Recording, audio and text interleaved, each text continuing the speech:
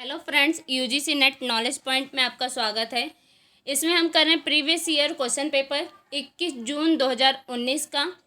तो इस वीडियो से पहली वीडियो में हम कर चुके हैं 51 to 70 क्वेश्चन। तो आइए स्टार्ट करते हैं।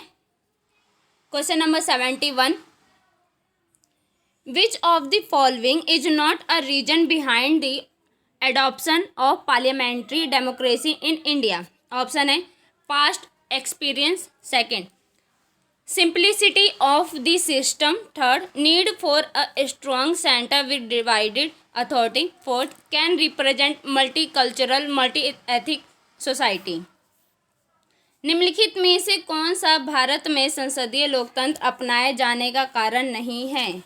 जो भारत में संसदीय लोकतंत्र है उसे अपनाए जाने का कारण नहीं है, वो कौन सा है?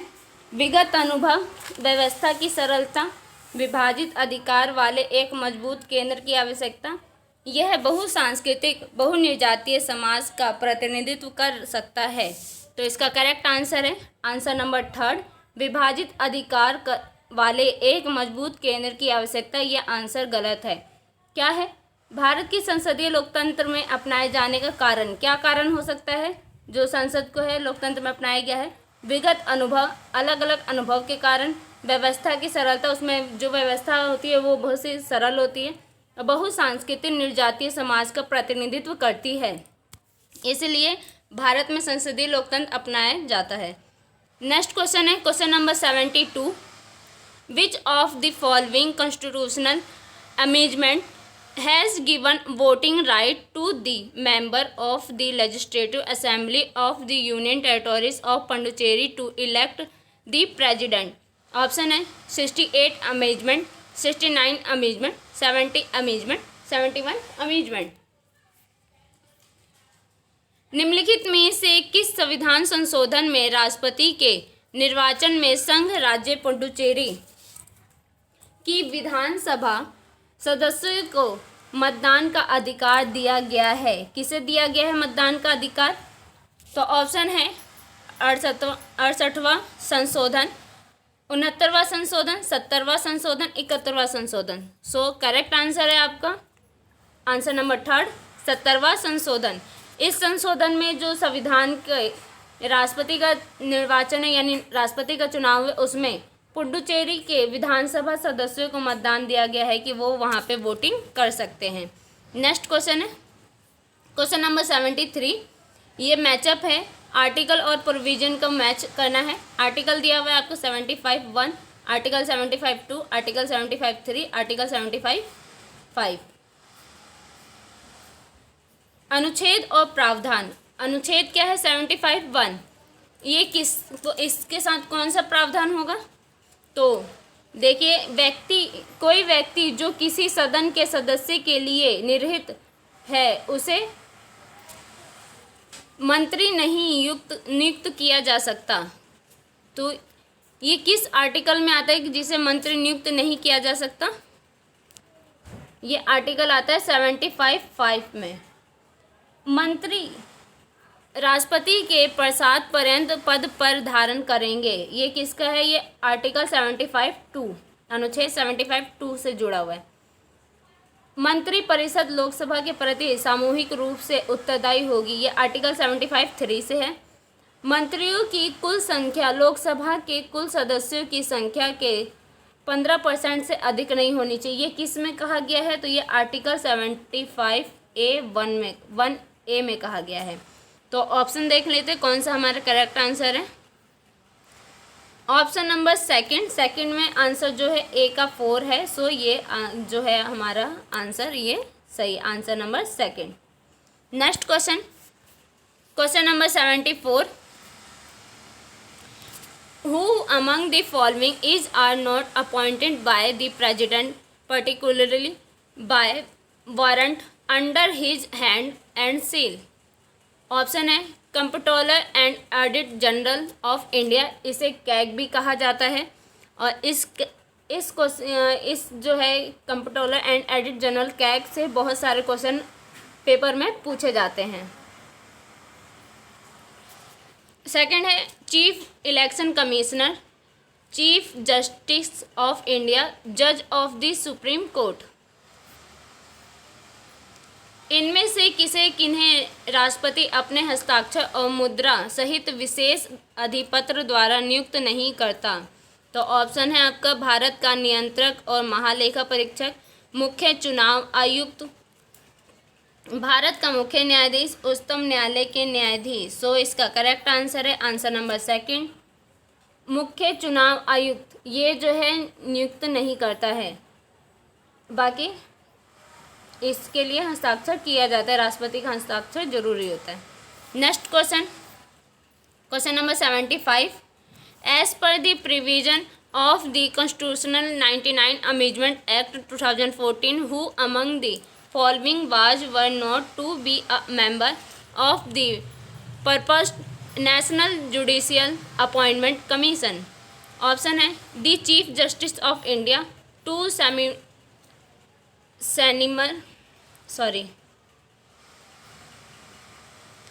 Senior-most Chief Justice of State High Court, the Union Minister of Law and Justice, two eminent persons to be nominated by a committee.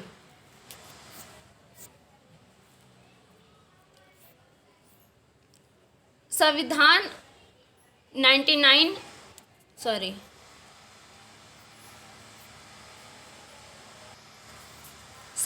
99वां संशोधन अधिनियम 2014 के प्रावधानों के अनुसार इनमें से कौन प्रस्तावित राष्ट्रीय न्यायिक नियुक्ति आयोग के सदस्य नहीं हो सकते हैं? तो ऑप्शन है भारत का मुख्य न्यायाधीश, राज्य उच्च न्यायालयों के 2 वरिष्ठ मुख्य न्यायाधीश, केंद्रीय विधि और न्याय मंत्री, किसी समिति द्वारा नामित 2 विख्यात व्यक्ति। सो इसका करेक्ट आंसर है आंसर नंबर सेकंड, राज्य उच्च न्यायालयों के 2 वरिष्ठतम मुख्य न्यायाधीश। ये जो संविधान है हमारा उसके प्रावधान के अनुसार प्रस्तावित राष्ट्रीय न्यायिक नियुक्ति आयोग के सदस्य नहीं हो सकते हैं। हमारी वीडियो अच्छी लगे तो लाइक कीजिए, शेयर कीजिए एंड सब्सक्राइब कीजिए। Next question, question number 76। Which among the following is not correctly matched regarding the common grievance against the administration? तो माल एडमिनिस्ट्रेशन, डिस्क्रिमिनेशन, डिसकॉन्ट्रोवर्सी, फेवरिज्म। प्रशासन के विरुद्ध आम शिकायतों के बारे में निम्नलिखित में से क्या सही सम्मिलित नहीं है? जो सही नहीं है वो बताना है कि जो सही से मिलान नहीं किया गया। तो ऑप्शन है आपका कुप्रशासन, भेदभाव, अशिष्टता, पक्षपात। सो इसका करेक्ट आंसर है answer number third, अशिष्टता।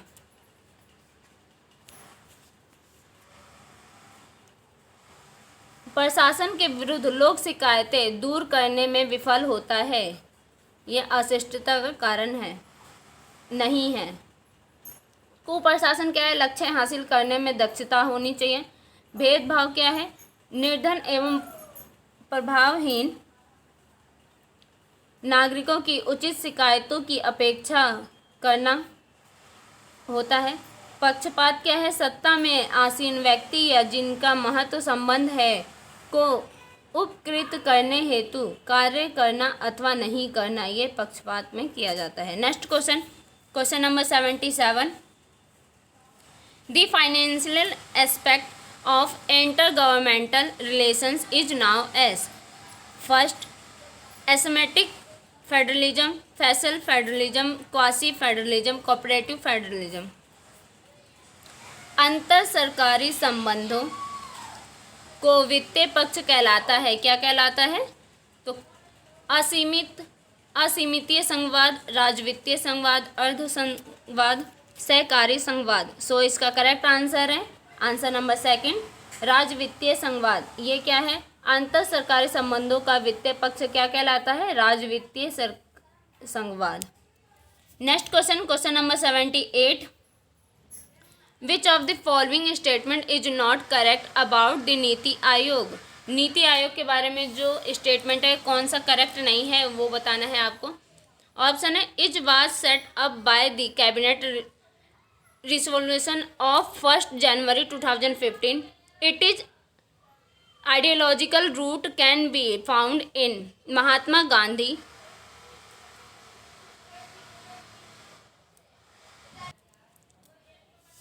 surge of constant development. Third, it was the outcome of India preference for the free market strategy. Fourth, it supports the post-colonies regimes state.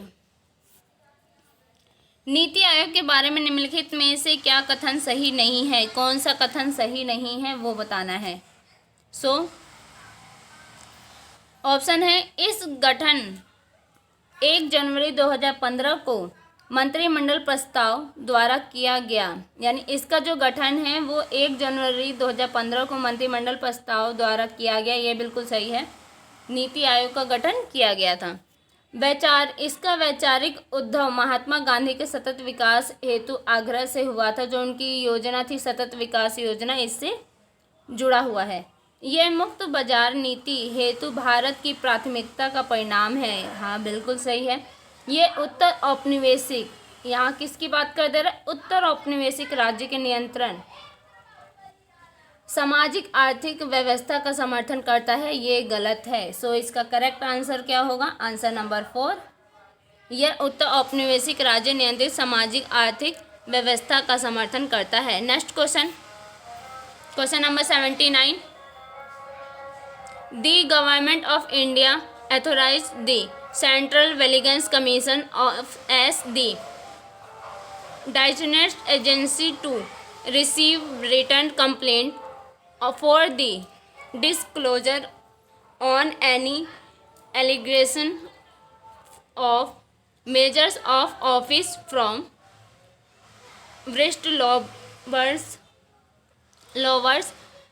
Thought. Option है an ordinance, an act of the parliament, a resolution of the government of India, a revolution of the NITI Aayog. Bharat सरकार ने किसके माध्यम से wheels लवरों द्वारा पद के दुरुपयोग के किसी आरोप पर प्रकटन हेतु लिखित शिकायतें प्राप्त करने के लिए केंद्रीय सतर्कता आयोग को निर्दिष्ट एजेंसी के रूप में प्राधिकृत किया है? तो ऑप्शन है एक अध्यादेश, संसद एक अधिनियम, भारत सरकार के एक प्रस्ताव, नीति आयोग के एक प्रस्ताव. जल्दी जल्दी कमेंट बॉक्स में लिख के बताइए. इसका करेक्ट आंसर है आंसर नंबर 3, भारत सरकार के एक प्रस्ताव. Next question number 80. Which of the following statement regarding use right of Cartesian is not correct? Option है it is issued against a body vested with legal authority. It does lie against a private individual. Third, it does not lie against a democratic tribunal having no statutory power. The principle of natural justice should be observed. उत्प्रेक्षण याचिका के उपयोग के बारे में निम्नलिखित में से कौन सा कथन सही नहीं है? जो कथन सही नहीं है वो बताना है. इस कानून अधिकार प्राप्त किसी निकाय के विरुद्ध जारी किया जाता है. ये निजी व्यक्ति के विरुद्ध जारी होता है. यह सांविधिक शक्ति से रहित किसी देशी अधिकरण के विरुद्ध जारी नहीं होता. प्राकृतिक न्याय के सिद्धांत का अनुपालन किया जाना चाहिए. इसका करेक्ट आंसर है आंसर नंबर 2. ये निजी व्यक्ति के विरुद्ध जारी होता है. कौन सा जारी होता है? उत्प्रेषण जो याचिका है उसका उपयोग कब किया जाता है? ये जो निजी व्यक्ति के विरुद्ध किया जाता है. ये आंसर जो है वो गलत है. Next question number 81. Under which article of the constitutional of India, can the governor of a state ask the chief minister to submit for the consideration of the Council of Ministers any matter on which a decision has been taken by a minister but which has not been considered by the Council? Article 200, Article 201, Article 167A, Article 167C.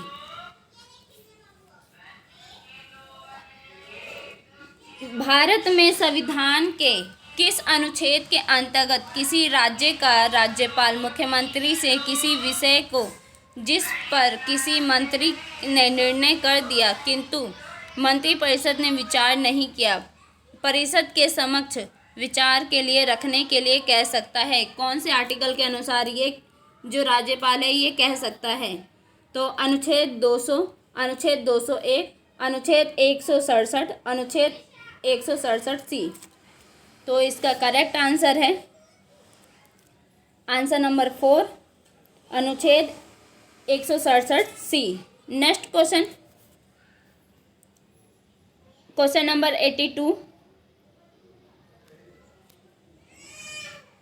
Which one of the following statement regarding Council of Minister of a state is correct?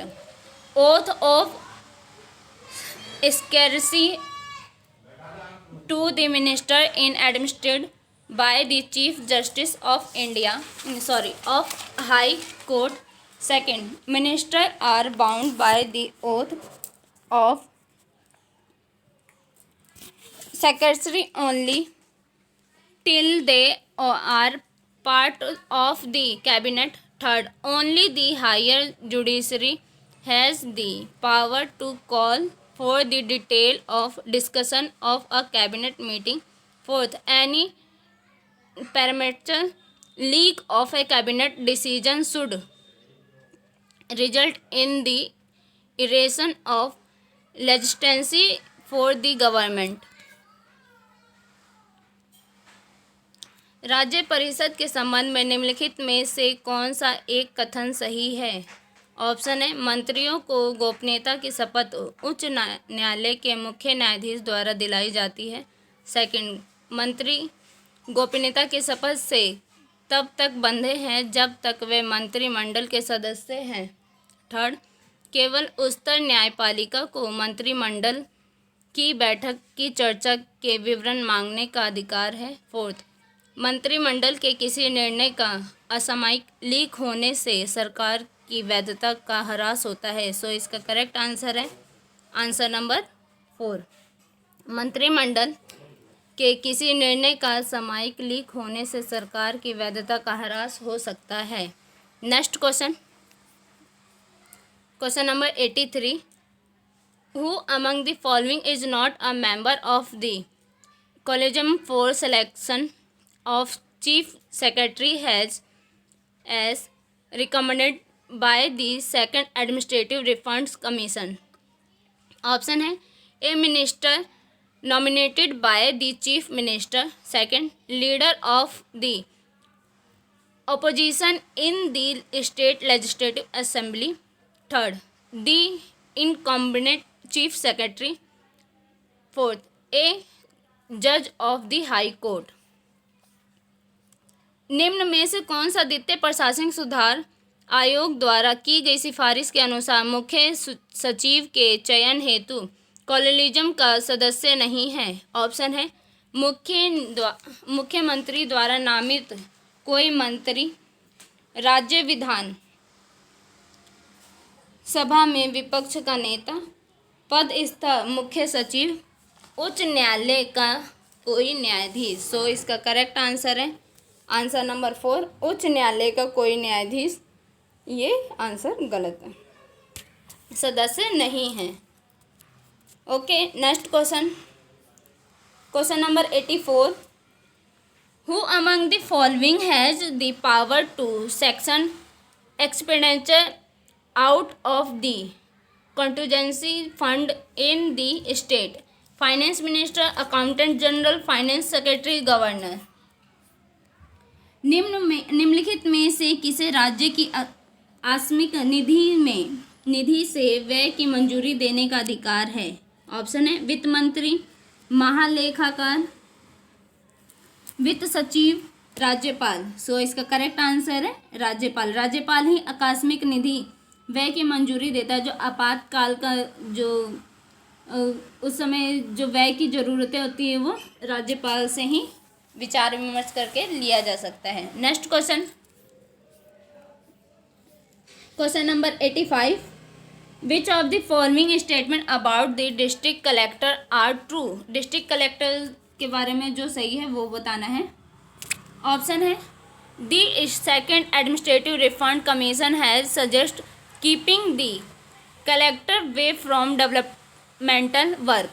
Second, B role of collector in development administration has demonstrated after the Panchayati Raj act of 1993 and 1994 of various state.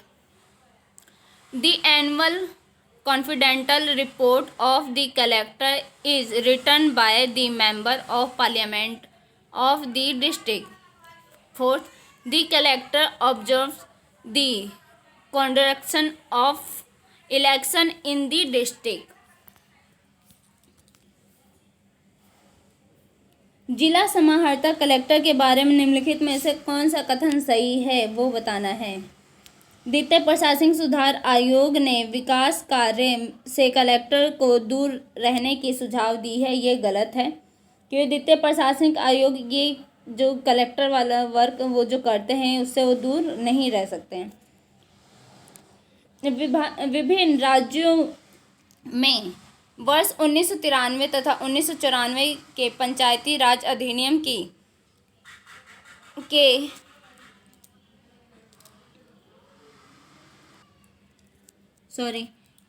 Option number A, द्वितीय प्रशासनिक सुधार आयोग के बारे में द्वितीय प्रशासनिक सुधार आयोग ने विकास कार्य से कलेक्टर को दूर रहने का सुझाव दिया।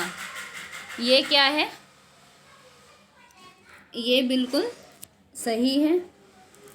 विभिन्न राज्यों में वर्ष 1993 तथा 94 के पंचायती राज अधिनियम के आने के पक्षपात विकास प्रशासन में कलेक्टर की भूमिका कम हुई है। हाँ, बिल्कुल हुई है। कलेक्टर की वार्षिक गोपनीयता रिपोर्ट जिला के संसद सदस्य द्वारा लिखी जाती है। नहीं, ये गलत है, ये जिला परिषद में जाती है। कलेक्टर जिला में चुनाव संचालन के कार्य का निरीक्षण करता है। हाँ, बिल्कुल सही है। तो answer number A, B, D ये सही है। Answer number second.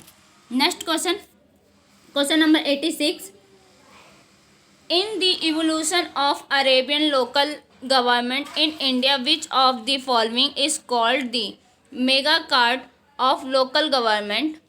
ऑप्शन है royal charter of 1720, formation of local committee by the act of 1850, Ripon resolution of 1882, fourth government of India act 1919। Bharat में शहरी स्थानीय शासन के विकास में निम्नलिखित में से किसे स्थानीय शासन का मेगा कार्ड कहा जाता है? ऑप्शन है वर्ष 1920 का रॉयल चार्टर, वर्ष 1850 के अधिनियम द्वारा स्थानीय समिति का गठन, वर्ष 1882 का रिपन प्रस्ताव, भारत सरकार अधिनियम 1919। सो इसका करेक्ट आंसर है answer number answer number third, वर्ष 1882 का रिपन प्रस्ताव। इस प्रस्ताव में जो भारत में स्थानीय शासन के विकास में जो स्थानीय शासन मेगा कार्ड उसे कहा गया है। Next question, question number 87 match करना है। कॉन्स्टिट्यूशनल प्रोविजन आर्टिकल दिया हुआ है, article 243J, article 243U, article 243Q और आर्टिकल 243T। तो आर्टिकल की बात करें तो बेसिकली ये जो आर्टिकल है ये पंचायती राज से जुड़े हुए हैं। आर्टिकल 243 से आर्टिकल 240Z तक। तो संविधान प्रावधान तो ऑप्शन है इसका नगर पालिका का गठन कौन से अनुच्छेद में किया गया है? जल्दी बताइए कमेंट बॉक्स में।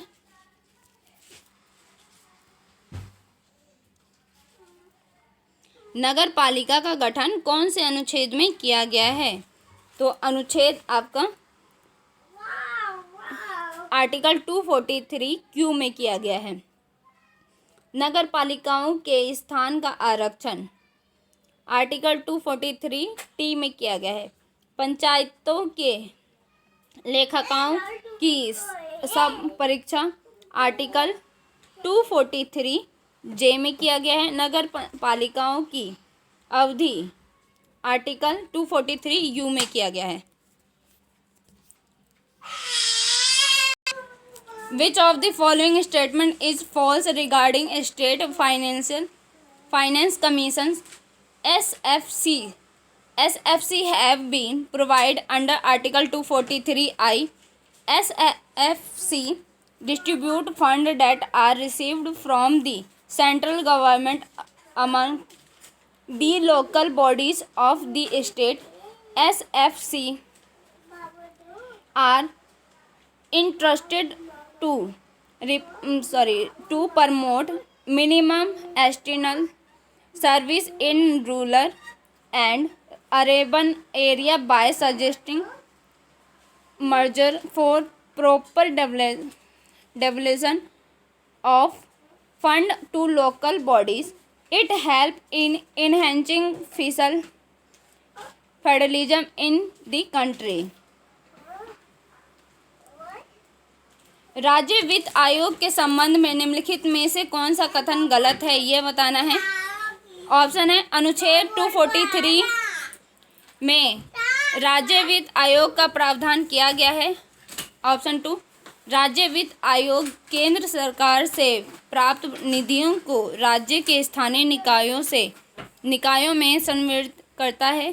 थर्ड राज्य वित्त आयोग को स्थानीय निकायों को निधियों के समुचित अंतर हेतु उपायों का सुझाव देकर ग्रामीण एवं शहरी क्षेत्रों में न्यूनतम आवश्यक सेवाओं को बढ़ावा देने का कार्य सौंपा गया है। यह देश में राज्य वित्तीय संघवाद की अभिवृद्धि में सहायक है। सो इसका करेक्ट आंसर है आंसर नंबर सेकंड। राज्य वित्त आयोग केंद्र सरकार से प्राप्त निधियों को राज्य के स्थानीय निकायों में संवर्धित करता है। यह आंसर गलत है। Next question number 89। Which of the following statement is false regarding the State Election Commission SEC? SEC has been set up by Constitutional 74 Amendment Act 1992. Separate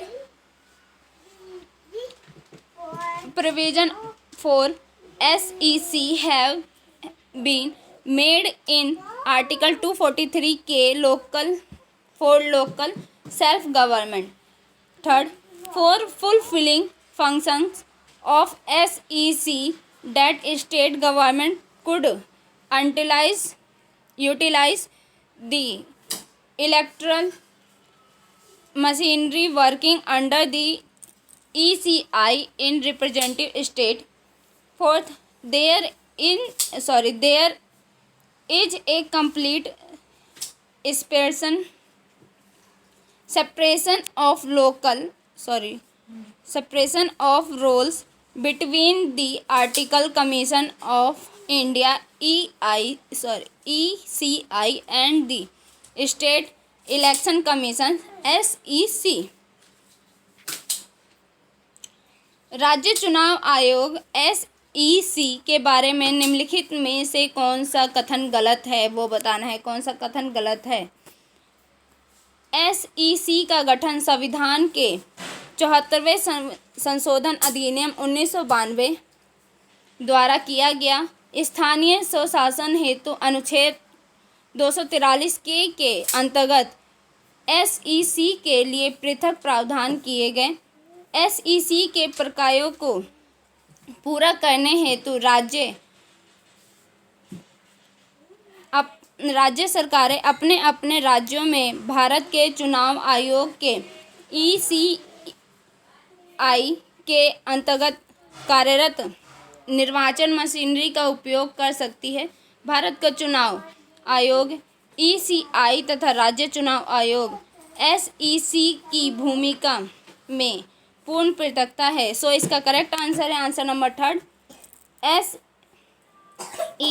के प्रकारों को पूरा करने हेतु राज्य सरकारें अपने अपने राज्यों के भारत के चुनाव आयोग के ECI के अंतर्गत कार्यरत निर्वाचन मशीनरी का उपयोग कर सकती है।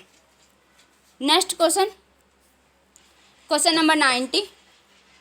विच of the following is related to PESA act 1996 enhancing financial strength of panchayat in learning power of functions of PRI expanding panchayati raj to schedule area endowing power to required personnel to panchayat।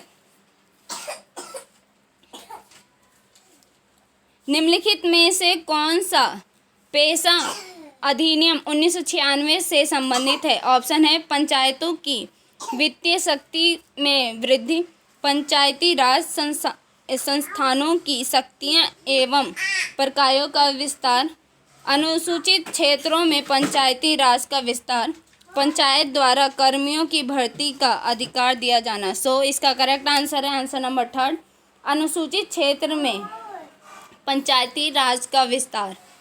So video आपको अच्छी लगे तो like कीजिए, share कीजिए and subscribe कीजिए। धन्यवाद।